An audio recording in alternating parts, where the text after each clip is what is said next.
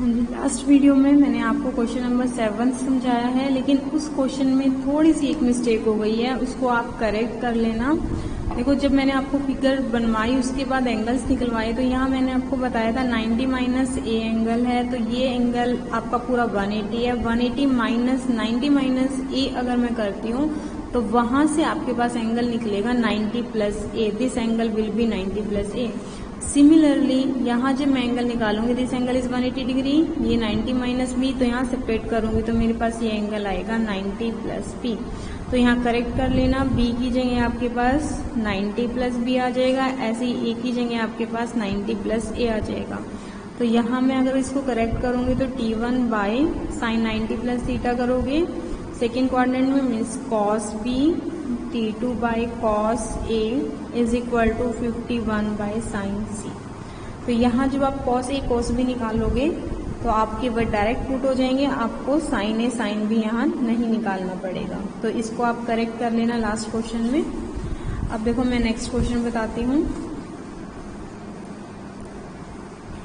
Question number 8 देखो, 2 strings of length 4 meter and 5 meter are fastened to a particle of mass w kg, their end being fastened to the point at same level। इस चीज का ध्यान रखना, यहाँ भी आपके पास सेम लेवल है, और लास्ट जो क्वेश्चन था वहां पर भी आपको हॉरिजॉन्टल लाइन थी। Find the tension in the string. तो ये क्वेश्चन नंबर 8 बिल्कुल आपका क्वेश्चन नंबर 7 जैसा है। अब 9th क्वेश्चन से पहले 10th क्वेश्चन देख लो। क्वेश्चन नंबर 10 है, if A and B are 2 fix point in horizontal line, यहाँ भी हॉरिजॉन्टल लाइन आपको गिवन है, at a distance C apart, 2 light string AC and BC of length BA respectively supports a mass at C, then show the tension of the strings are in the ratio this.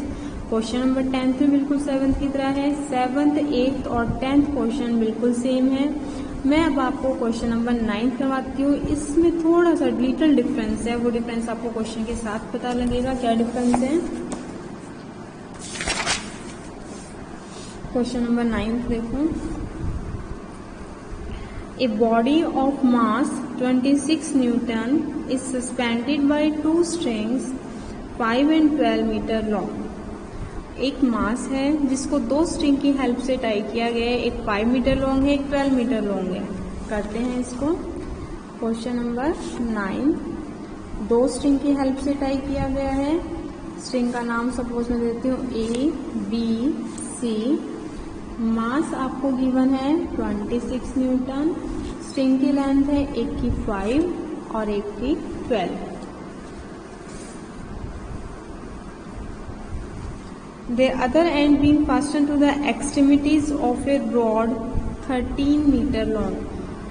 अब जो strings के other ends हैं उसको एक 13 metre लंबी road के साथ connect किया गया है, लेकिन यहाँ उसने रोड को हॉरिजॉन्टल नहीं बोला, ना ही पॉइंट्स को सेम लेवल में बोला है।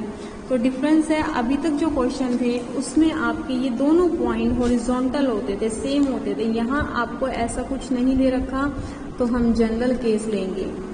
तो वेट हमेशा वर्टिकली डाउनवर्ड एक्ट करता है, इसको ऊपर बढ़ा देते हैं। डिफरेंस है, अभी मैंने आपको जो क्वेश्चन नंबर 7 करवाया था वहां ये एंगल 90 डिग्री का बन गया था, क्योंकि हमारी ये जो लाइन थी ये हॉरिजॉन्टल लाइन थी, लेकिन यहाँ ये लाइन हॉरिजॉन्टल नहीं है, तो आपका ये एंगल 90 डिग्री नहीं होगा। इस चीज का ध्यान रखना है आपको। आगे की स्टेटमेंट पढ़ते हैं। रॉड की लेंथ थी आपकी 13 metre. If the rod is so held that the body hangs immediately below the middle point, लेकिन उसने बोला है रोड को इस तरह से लेना है कि जो बॉडी है, जो वेट है, वो मिडल पॉइंट के एग्जैक्टली बिलो हो। मीन्स जो आपके पास ये पॉइंट है, suppose this point is D, तो यहाँ आपको क्या दे रखा है, D is the mid point of AC। Means जो इस रोड का मिडल पॉइंट है, वेट उससे इमीडिएटली बिलो होना चाहिए, एग्जैक्टली नीचे होना चाहिए उसके। Find the tension of the string. Find out आपको वही टेंशन ही करनी है, तो आपको यहाँ टेंशन T1, T2 आपको फाइंड आउट करनी है। Let tension in this string is T1 and in this string is T2। हाँ जी, अब हम करते हैं यहाँ टेंशन फाइंड आउट। अब देखो यहाँ वो लॉजिक नहीं लग सकता जो पिछले क्वेश्चन में हमने लगाया, क्योंकि पिछले क्वेश्चन में 90 डिग्री का एंगल था, ये ए एंगल था, तो ये मेरे पास 90 माइनस ए रह गया था। बट यहाँ हमारे पास ऐसा कुछ नहीं है, क्योंकि ये एंगल 90 नहीं है, तो मैं इसको 90 माइनस ए नहीं लिख सकती। लेकिन यहाँ उसने एक और रीज़न दिया है कि D is the mid point of A C, इसका यूज़ करेंगे। और एक चीज़ और देखो, यहाँ भी आपके पास ऐसी ट्रायंगल है जहाँ पर पाइथागोरस थ्योरम सेटिस्फाई हो रही है। मीन्स मैं लिख सकती हूँ यहाँ से A B square plus B C square is equal to A C square, because A B square is 5 square, B C square is 12 square, A C square is 13 square. 25 plus 144 is equal to 169, 169 is equal to 169। It means यहाँ से मैं भी लिख सकती हूँ A B C is a right angle triangle.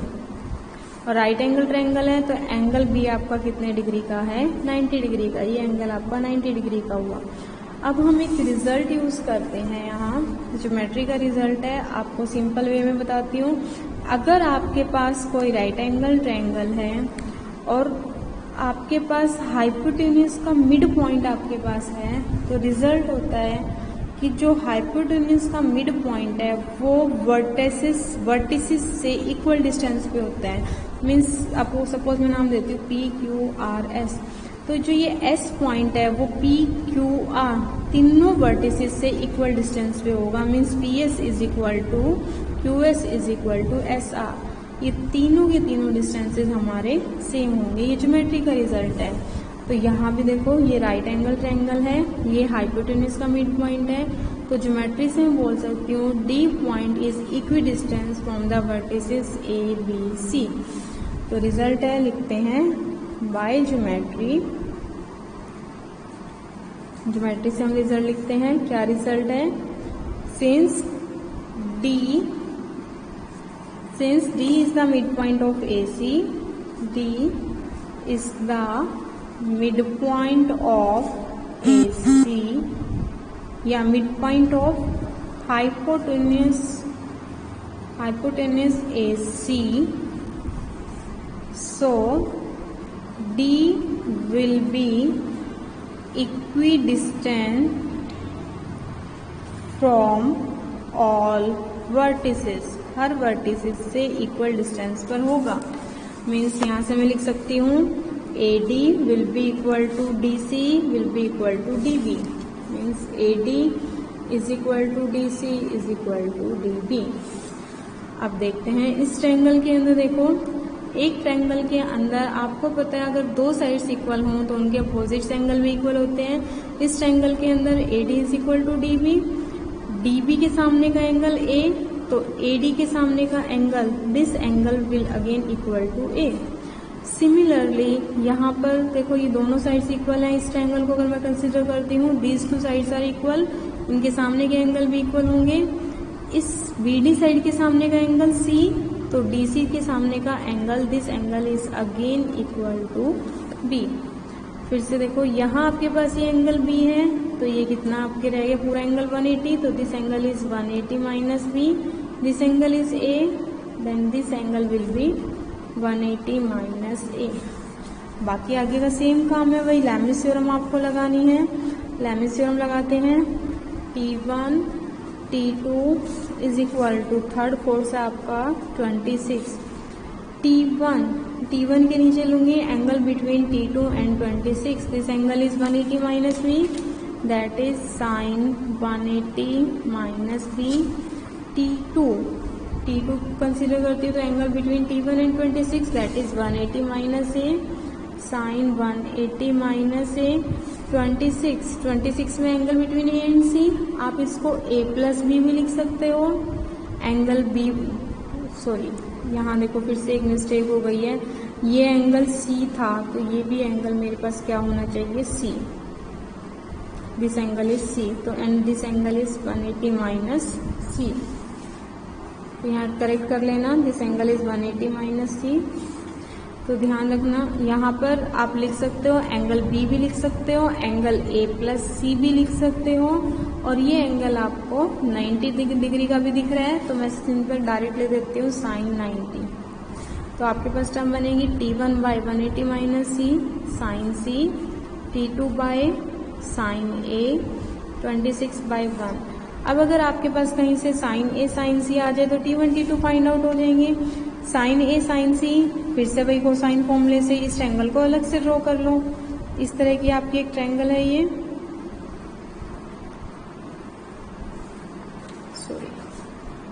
दोबारा draw करती हूँ। इस तरह से आपकी एक ये ट्रायंगल है। इस ट्रायंगल की साइड है 5, 13, 12। This angle is C, this angle is A and this angle is 90।